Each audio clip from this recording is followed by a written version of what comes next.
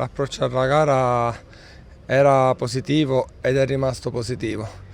Come tu ben dici, dobbiamo limare qualcosa e sbracciarci perché il Licata è stato devastante.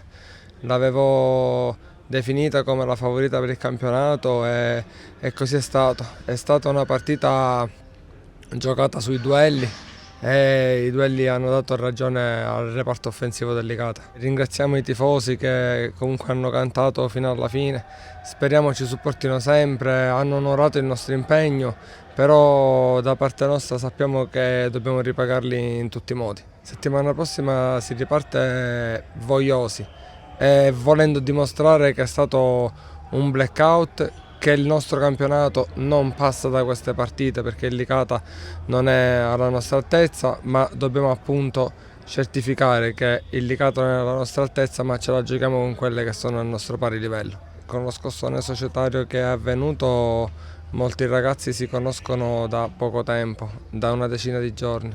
E come tu ben sai, quando operi soprattutto nel mercato estero, rischi che arriva qualche ragazzo in deficit di preparazione fisica. Quindi aspettiamo anche che questi ultimi si mettano al passo degli altri. La prossima partita non posso che essere fiducioso, possiamo andare soltanto a migliorare, perché come si dice, dopo che tocchi il fondo puoi soltanto risalire, ma dobbiamo dare una pronta risposta, soprattutto ai nostri tifosi.